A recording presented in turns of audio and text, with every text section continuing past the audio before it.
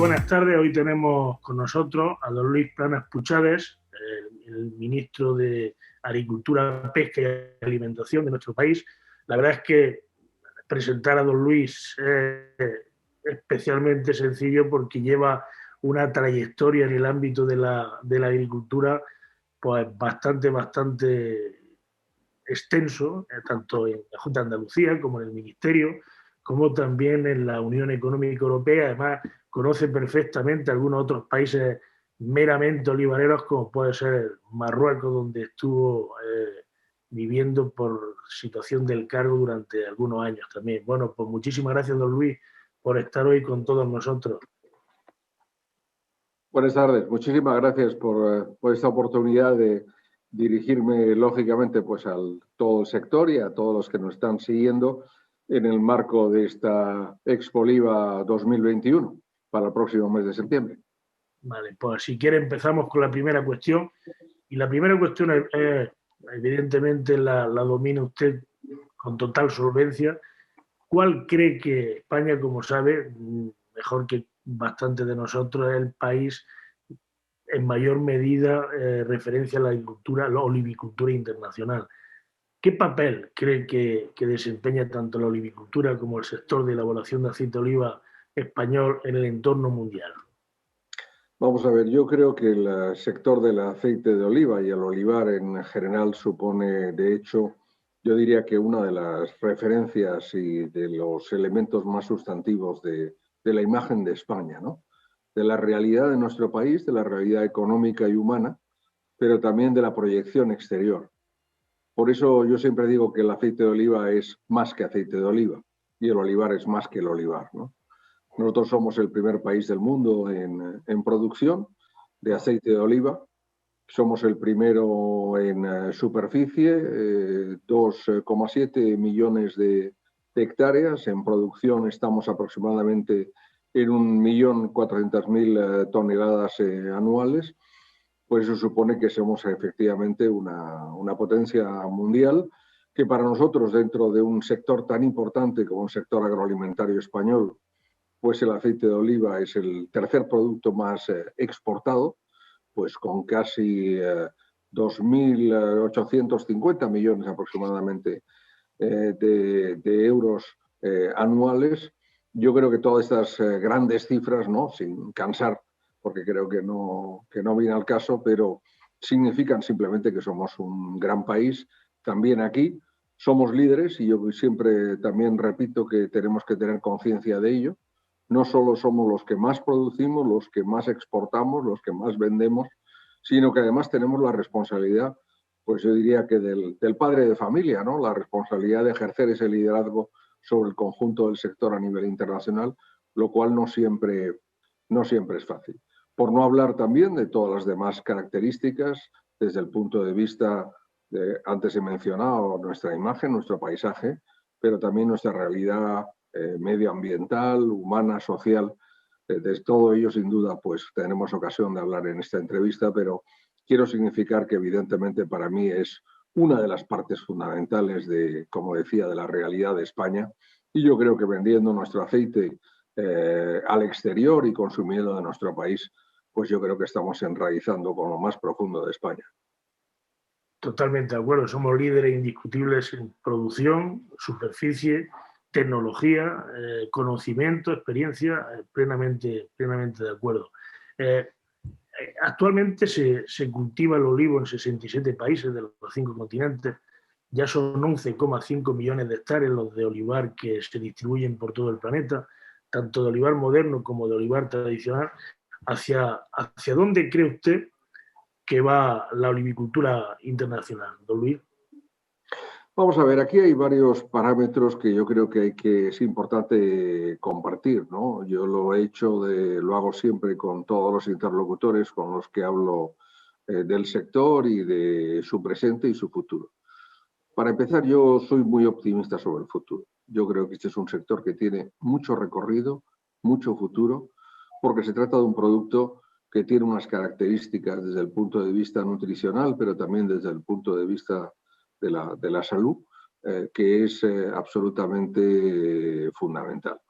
Yo creo que es una grasa vegetal de un contenido y de un valor que yo creo que la hace única.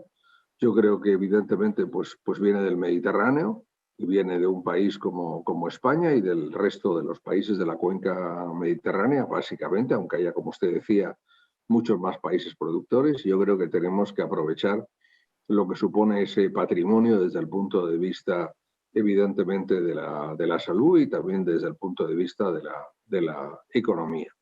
Porque además de todos los datos que daba hace un momento, pues eso, supone 32 millones de jornales, 350.000 agricultores a tiempo completo o a tiempo parcial y más de 15.000 empleos vinculados directamente al sector.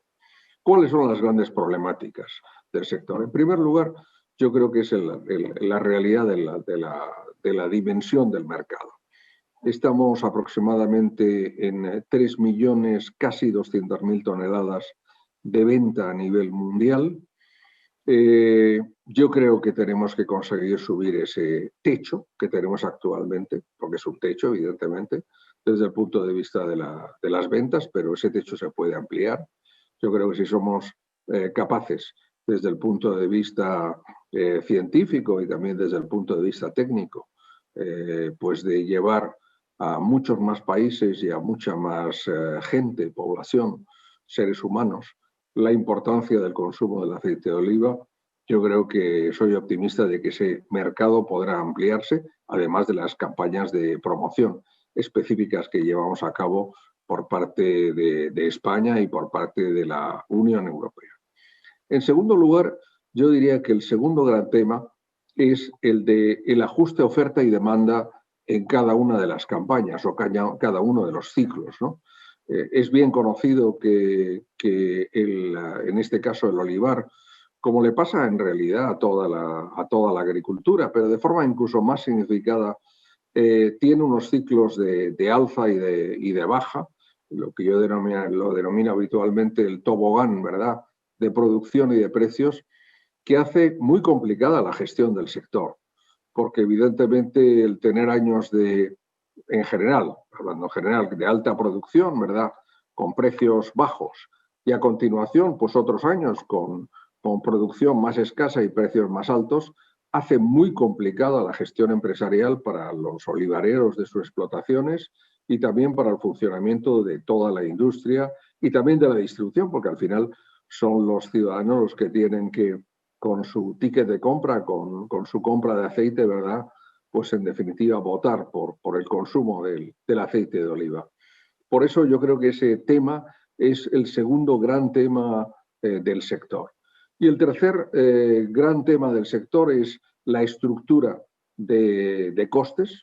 Yo creo que la diferenciación entre el olivar tradicional y las nuevas plantaciones de intensivo y superintensivo, que son solo el 30% de esa superficie que mencionaba antes, de los 2,7 millones de hectáreas, pero que producen un 60% de la producción media del sector, lógicamente condicionan porque tienen unos costes de producción, sobre todo de mano de obra, muy diferentes. Estamos hablando pues, de una diferencia que puede ir desde 0,7 o 8 euros por kilo hasta 3 y pico en el caso del olivar tradicional y sobre todo del olivar tradicional dependiente. Por tanto, si queremos preservar desde el punto de vista económico, pero también desde el punto de vista social, desde el punto de vista humano y desde el punto de vista paisajístico, que creo que es muy importante, y medioambiental, al olivar tradicional, tenemos que jugar claramente con una diferenciación. Y un cuarto elemento se refiere a la trazabilidad, a la calidad y trazabilidad, que yo creo que es, evidentemente, la calidad es muy alta. Hay unos criterios muy bien definidos por la Unión Europea en base a los criterios del Consejo Agrícola Internacional y de la FAO en relación con la categorización de las distintas categorías de aceite y, lógicamente, con nuestra categoría premium, el virgen extra. Yo creo que todo eso está muy claro desde el punto de vista del análisis fisioquímico y también del método de cata, lógicamente de la apreciación de los paneles de cata. Por tanto, estos 4 parámetros son los que configuran, yo creo, el futuro del sector. A ellos hemos pretendido responder con un decálogo que presenté en junio del año pasado, de un conjunto de medidas que muy resumidamente mencionaré, justamente para dar respuesta a esta problemática. Para, lógicamente, la ampliación del mercado, lo he indicado antes, yo creo que es fundamentalmente la pedagogía, el conocimiento. Por ejemplo, pues como se celebra cada 2 años en el marco de Expoliva, este simposio científico-técnico, que es muy interesante. Es verdad que es un simposio para profesionales, pero pongo este ejemplo, como todos los trabajos que hace el Consejo Oleícola Internacional y los que hacen muchas universidades en España y en el resto del mundo, situando al aceite de oliva, yo diría, como la columna vertebral, casi el eje de nuestra dieta mediterránea. Por eso es tan importante para el conjunto de nuestra producción agroalimentaria.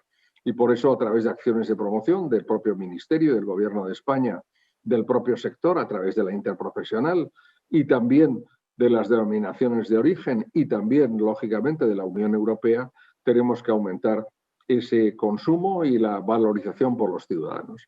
Respecto de las acciones que se refieren a la demanda y a la oferta, últimamente y este mismo año, como consecuencia de la adopción de ese decálogo y la presentación el año pasado, por el mes de junio, pues hemos adoptado acciones muy interesantes, ¿no? Por ejemplo, la interprofesional ha estado recomendando pues, la cosecha temprana, que tan importante es para producir, por ejemplo, aceites de extracción mecánica en frío y de cosecha temprana que tienen unas características organolépticas superiores y que suponen un aceite de una altísima calidad y que yo creo que empieza a gustar mucho dentro de sectores conocedores del mercado. Después, acciones de regulación. Cooperativas Agroalimentarias de España controla 2/3 del volumen del aceite que producimos y los mecanismos de autorregulación que ha autorizado la Comisión Europea con el apoyo del Ministerio son muy importantes para permitir en determinadas condiciones almacenar temporalmente parte de la cosecha para conseguir unos stocks de enlace de un año a otro, pues regular mejor ese elemento de oferta y demanda. Y finalmente hemos conseguido en el marco de la reforma de la PAC el conseguir efectivamente ese nuevo artículo 177 bis del reglamento de la Organización Común de Mercados Agrarios para que podamos también por parte del Ministerio llevar acciones de autorregulación si fuera necesario. Y evidentemente está siempre en la base del almacenamiento privado que prevé Bruselas, pero que solo se alcanza con niveles realmente muy bajos a los que espero que no tengamos que llegar, donde evidentemente hay que darle una respuesta al sector. Y en lo que se refiere a la calidad y a la trazabilidad, me parece un elemento muy, muy importante el decreto que está en curso de consulta en este momento con la Comisión Europea, donde vamos a hacer más estricto el seguimiento de todo el aceite que es extraído y que pasa del almazara, lógicamente, a la industria, de tal forma que se respeten plenamente de cara al consumidor todas las características en relación con los aceites que se producen, prohibiendo, lógicamente, mezclados que desnaturalizan nuestros aceites y que confunden al consumidor. Y último tema, pero no es el menos importante y que enlaza con la política agrícola común, pues todo el tema del olivar tradicional y su futuro. Yo soy un gran defensor del olivar tradicional por una razón muy sencilla, porque al olivar intensivo y superintensivo hay que cuidarlo y su competitividad también. Y yo creo que el mercado da una retribución a quien produce. Pero al olivar tradicional tenemos que cuidarlo un poco más, porque teniendo costes de producción superiores y sobre todo explotaciones muy pequeñas, es muy necesario el que haya un apoyo directo por parte de la política agrícola común, entre otros elementos, y por eso, aparte de lo que supone la ayuda a la renta y a la sostenibilidad y lo que suponen los nuevos ecoesquemas, he propuesto a las comunidades autónomas que llevemos a cabo y aprobemos un programa específico dedicado al olivar y que será centrado en el olivar tradicional, que significa un paso adelante muy importante. Y no quisiera olvidar el tema del ecológico. Tenemos en el régimen de ecológico más de 210.000 hectáreas en España. Yo mismo he propuesto, en línea con la comunicación de la Comisión de la Granja a la Mesa, que tripliquemos esta superficie de aquí a 2030.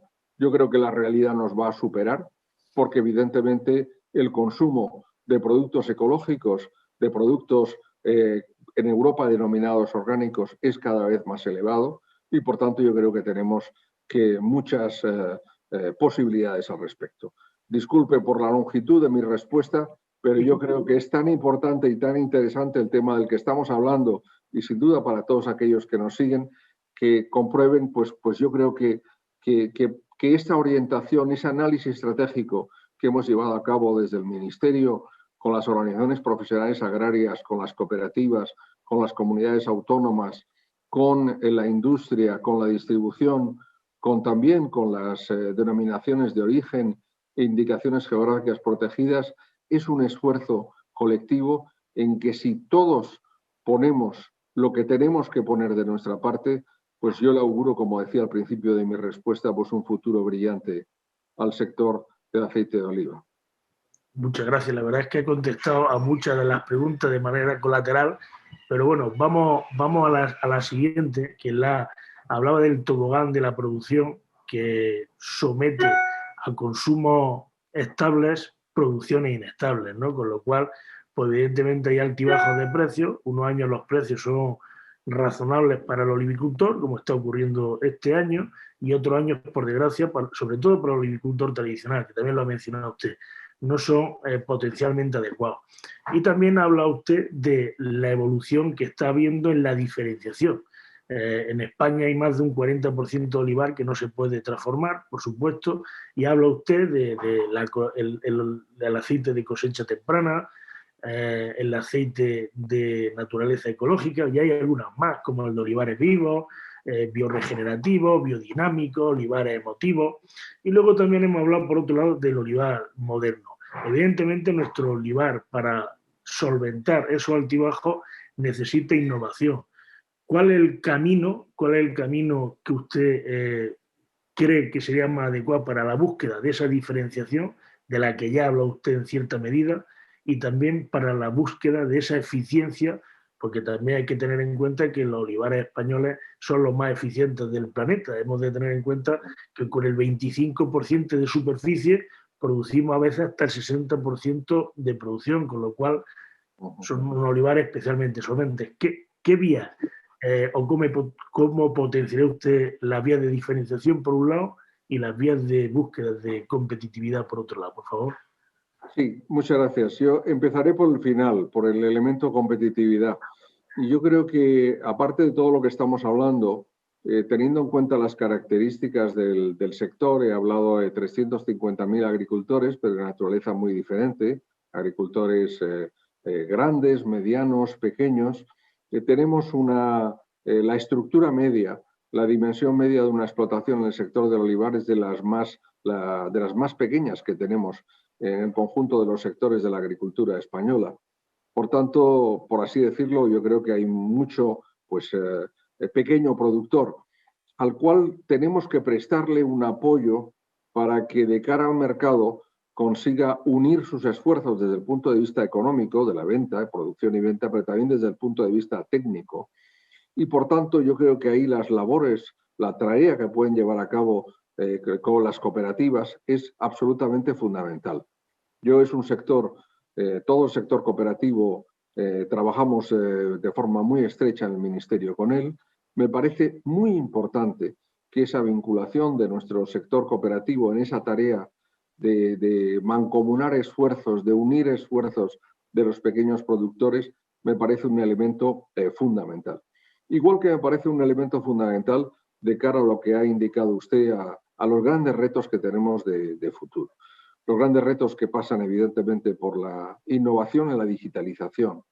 Quiero decir, cada vez más, y es la orientación pues, de la comunicación de la Comisión sobre la granja, de la granja a la mesa, y es también la de la nueva política agrícola común 2021-2027, tenemos que hacer frente a retos climáticos, de preservación del medio ambiente, del suelo, del agua, del aire, de la biodiversidad y del paisaje. Y tenemos que hacer frente a retos sociales y humanos muy importantes. Por ejemplo, todo el tema del relevo generacional. Estas pequeñas explotaciones de las que hablaba hace un momento tendrán futuro si alguien encuentra pues una retribución y un interés en preservarlas, si no irán a la decadencia más absoluta. Y yo creo que es muy importante para la realidad social y paisajística de España el que efectivamente consigamos que se preserve. La innovación es algo que la Unión Europea también fomenta a través de los denominados grupos de innovación que se desarrollan tenemos más de 900 grupos de innovación en el conjunto de España en base a los programas de desarrollo rural de las comunidades autónomas y el programa de desarrollo rural nacional. Es un tema simplemente para explicarlo en términos muy sencillos, para hacer frente a los nuevos retos. ¿Cuáles son los nuevos retos? Pues los nuevos retos son los vinculados, pues, por ejemplo, a la utilización del agua cuando hay regadío, cómo utilizar menos agua y ser más eficientes, cómo utilizar mejor los productos fitosanitarios, cómo llevar a cabo acciones, por ejemplo, hablaba hace un momento de los ecoesquemas en la nueva PAC, que sean compatibles, pues, la superficie vegetal, estoy pensando, para los cultivos leñosos, que tan importantes para fijar la tierra y también pues, para poder conseguir que el grado de hidratación pues pueda ser mayor. Pues todos estos elementos son muy, muy importantes y son parte de esa innovación. Y no quisiera olvidarme la digitalización, porque yo creo que es un elemento que afecta al sector del olivar, que afecta al conjunto del sector agroalimentario y que también es un fenómeno que es transversal al conjunto de nuestra economía y nuestra sociedad. Y lo hemos visto ahora, pues lo estamos viendo con la pandemia, donde ese impulso a la digitalización yo creo que se ha aumentado de forma muy significativa. ¿Por qué? Porque yo creo que significa una diferente forma de producir. Antes hablaba de esos elementos de control y yo creo que son muy importantes. Las técnicas de producción, usted lo recordaba, tenemos el olivar más eficiente del mundo, pero evidentemente lo tenemos porque estamos continuamente innovando y en materia de innovación nunca nos podemos detener. Por tanto, yo he visto, pues, por ejemplo, algunas explotaciones de investigación muy interesantes que tenemos en España, donde se está innovando desde el punto de vista varietal, desde el punto de vista de la resistencia, desde el punto de vista hídrico, la utilización de productos fitosanitarios. Todos esos elementos son absolutamente fundamentales. Y después también hay que decirlo claro, antes hablaba de la trazabilidad y hablaba también del mercado. Yo creo que la digitalización va más allá. La digitalización nos permite, por ejemplo, un seguimiento, yo diría que mucho más estrecho a través de los macrodatos, ¿verdad? De los big data, de todo el proceso que lleva efectivamente desde el olivo hasta el consumo humano, es decir, desde el punto de vista de la trazabilidad más directa de toda la producción y de toda la transformación que se efectúa y finalmente, lógicamente, en esa relación con el consumidor, ¿no? He visto muchas experiencias muy interesantes de denominaciones de origen, pero también de muchas marcas en España, incluso de pequeños productores que venden ya directamente al consumidor y al mercado. Me parecen unas experiencias y unas prácticas tremendamente interesantes, porque creo que no son alternativas, sino son complemento a la venta tradicional que se efectúa a través de los canales comerciales tradicionales, supermercados, hipermercados, tiendas de alimentación, etcétera, pero supone realmente un mecanismo muy interesante porque valoriza mucho el contenido del producto. Yo siempre explico que un producto cuesta producirlo, es muy importante que el consumidor sepa lo que hay detrás, qué coste hay detrás, qué esfuerzo hay detrás, pero sobre todo que conozca también, incluso si es posible, a través de los QR, pues hasta el rostro, ¿no?, de la agricultora o el agricultor o la familia que produce ese magnífico aceite, porque en el fondo yo creo que el acto de alimentarnos es un acto sin duda nutricional y necesario en la vida humana, pero también es un acto cultural y tenemos que ser capaces, sobre todo en un producto tan rico de contenido y de cultura y de historia y de vida como es el aceite de oliva, en apreciar todo eso. Muchas gracias, ministro. Antes hemos hablado un poquito de Expoliva. La última edición, casi 60.000 personas, 400 compañías procedentes de todo el planeta, más de 2.000 marcas, 200 marcas de aceite de oliva a representar, 70 países de los 5 continentes, un volumen de negocio del orden de 600 millones de euros, y también lo han comentado anteriormente, artículos e investigaciones, en su mayoría de todo el planeta, pero una gran parte española, como bien ha dicho usted, en torno a 300, 350 ponencias, artículos y demás. ¿Qué papel cree que desempeña Expoliva en el ámbito internacional? Yo creo que central. Yo creo que Expoliva es probablemente la feria internacional más renombrada del mundo en el marco del aceite de oliva, ¿no? Es la cita obligada, ¿no? Cada 2 años del sector del olivar y particularmente del sector del aceite de oliva. Y por eso, evidentemente, vivimos un momento en el cual pues, hay muchos mecanismos, muchos encuentros, muchas reuniones, y todo eso es interesante y hay que estar presente, pero hay que encontrar un lugar de referencia, ¿no? Hace 2 años estuve presente como ministro de Agricultura, Pesca y Alimentación. Lo he estado en ocasiones anteriores en otras responsabilidades y también a título particular, porque me encanta. Expoliva es, para los que nos encanta el mundo del olivar y el mundo del aceite, pues yo creo que es absolutamente fundamental. Se ven todas las novedades, también desde el punto de vista técnico, de maquinaria y de todos los insumos, ¿no? Es muy, muy interesante y sobre todo ver a todo el sector ahí reunido, ¿no? Y como usted decía, ese simposio científico-técnico, las ponencias que allí se presentan y también el Salón Internacional, ¿no? Que permite efectivamente pues, comparar y ver no solo lo que se hace en España, sino lo que se hace fuera de España, que también se hacen muy buenos aceites fuera de España, hay que decirlo claramente, y hay que, los aceites españoles sin duda los más renombrados, y yo creo que con razón, y los más premiados, pero también hay gente que lo hace bien. Y yo creo que tenemos que, como antes decía al principio de esta entrevista, pues ser conscientes de que tenemos un papel, yo diría que de liderazgo, pero también de alguna forma pues de la tutela que corresponde a aquel que es líder, ¿no? De mirar por el presente, pero mirar sobre todo por el futuro. Y yo creo que desde ese punto de vista Expoliva juega un papel fundamental. Vamos a ver en septiembre cómo están las cosas, espero que estén mejor.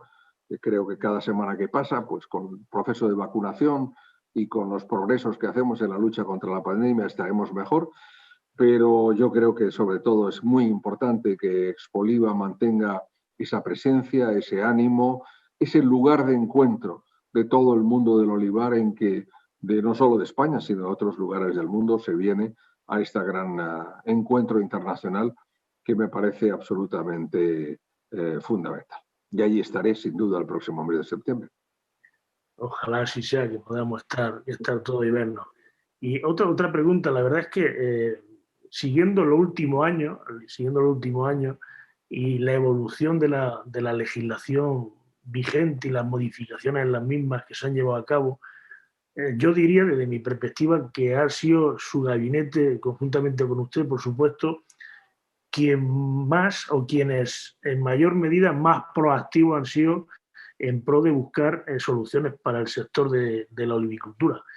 ¿Cuáles son las razones que han movido evidentemente a usted y al resto de su equipo para llevar a cabo estas modificaciones o estas aportaciones que evidentemente en unos casos tenemos de tener en cuenta, anteriormente lo ha dicho, que son en total 2,7 millones de hectáreas a nivel nacional, perdón,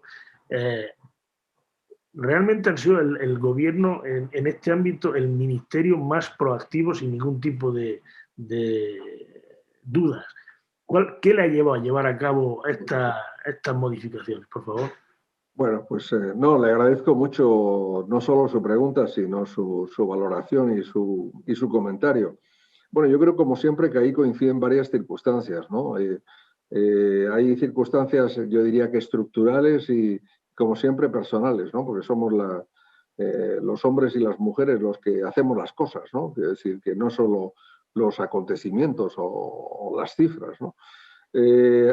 Primero, este ministerio siempre, el Ministerio de Agricultura, Pesca y Alimentación, le ha dedicado una gran atención y un gran interés al sector del olivar y al gobierno de España, y es lógico, no hay gobierno, sea del color que sea,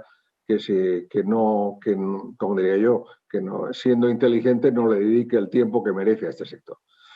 Yo estoy muy orgulloso de lo que hemos hecho en estos 2 años y medio, un poco más, que llevo como ministro, porque en mi caso además se cruzan varias circunstancias, ¿no? Y si me permite lo diré en tono pues más personal, ¿no? Yo soy un cordobés nacido en Valencia, que conoce muy bien el sector porque he tenido anteriores responsabilidades, sin duda, como consejero, que me permitió conocerlo de cerca, que he tenido siempre una gran vinculación con el mundo cooperativo y que siempre me ha interesado mucho, evidentemente, pues como no iba a ser menos como ministro, pues toda la agricultura y en particular el sector del olivar, por todas las circunstancias que he mencionado anteriormente. E incluso he tenido que tratarlo pues en otras responsabilidades lejos de España, ¿no?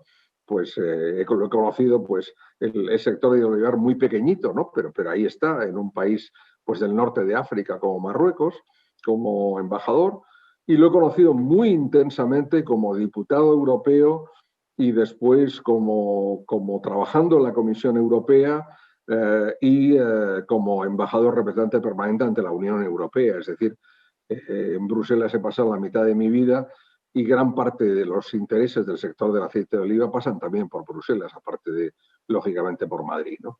Y yo creo que esto me ha llevado a tener una visión del sector donde, sobre todo, me preocupó mucho la situación de las campañas. Yo asumí el ministerio en junio del 18. La campaña 18-19 fue muy difícil como consecuencia del más de 1.800.000 toneladas de producción que tuvimos, con un stock de enlace que ya era importante. Después, la campaña 19-20 tampoco ha sido ciertamente fácil, también por la existencia de ese stock de enlace. Y eso es lo que me llevó a que, y veníamos trabajando, no solo a reunirme en numerosísimas ocasiones con todos los representantes del sector, sino también a hacer un diagnóstico, como digo yo, más estructural, ¿no? Yo creo que tenemos una economía que es de mercado, ¿no? Economía social de mercado, como dice la Constitución y los tratados europeos, pero tenemos que ser capaces de tener una visión estratégica, ¿no? De intentar en una economía de mercado planificar el futuro o al menos tener referencias de cara al futuro. Por eso ese decálogo del año pasado no era en absoluto una improvisación.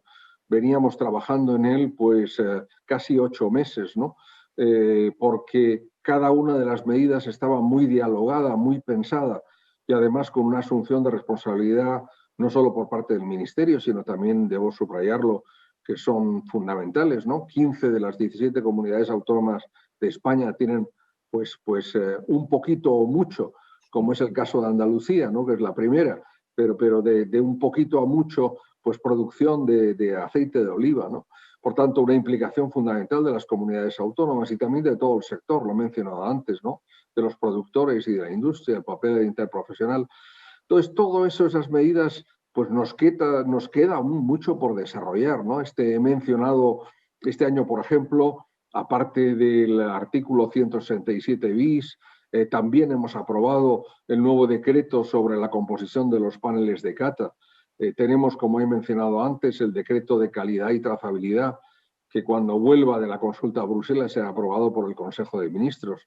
Estamos en este mes que se celebra la entrevista, mes de abril, ¿no? Discutiendo y conversando con las comunidades autónomas para ver su posición de cara a la conferencia sectorial que celebraremos a finales de mayo en relación con la aplicación de la próxima política agrícola común en España para el periodo 23-27.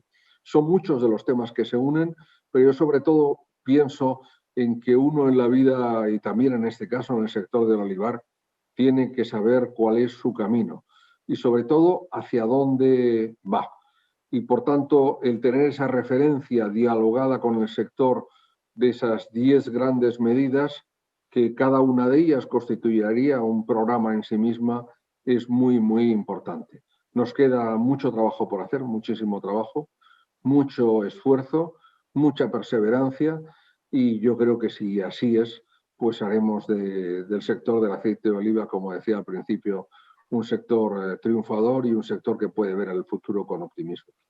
Sí, como decía un buen amigo mío, no es lo mismo transformar que hablar de transformar. Ustedes transforman, o sea que realmente así es. Pues que ha sido un placer compartir con usted estos minutos. He podido aprender, la verdad, y básicamente en todo estamos plenamente de acuerdo.